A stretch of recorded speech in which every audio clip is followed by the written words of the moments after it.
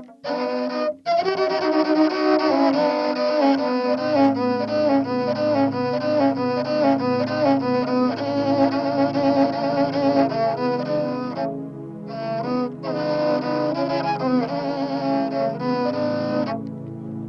ambassadeur de la culture sérère kadi layno jillene na layel coronavirus anone o fakda adna fe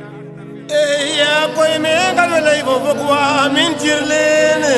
o fogole ko anone e wo xefiati ko buga ngal ñam rek mba bugo fi la kafata la do fo sabu buta xol yam jirlene buge mboka torwa yey fogwa mi ya koy fogole fatnu ane mboka torno marché mbano xew kata fañtel ten docteur ke layu me corona fe sabure kadimba ndambom keno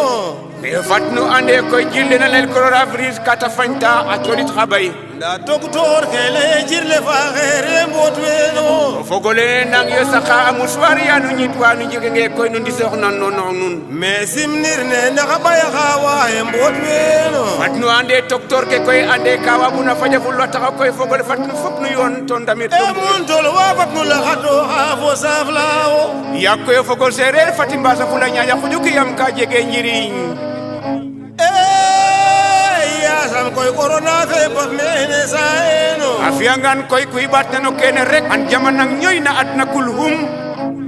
me murid wa yoy ngela ñaan yo ten ya meti no ma no ande ino serer kay ñegi yar ñek tegin te nata kay mbago ñoxor jirlene me tijan xa ngela ñaan yo ten ya meti no ma yar fatigin dal bu katangan ten in wa Senegal xan sax jirle i ndax intar me khadir ka ngela ñaan yo ten ya meti no ma yam no anda e bi no ko jegna dole wo ko fi antene ñi xaliss wo ko fi antene ya koy fogole fati yo nan sen ka ngela ngel yo ten ya meti no ma yam anda e sate yo nanga an roga yon fa nun to ro xuta yon dinam kam lay no fogole xan ci xen saltigi kam lay tangela ngel yo ten ñane na mbax way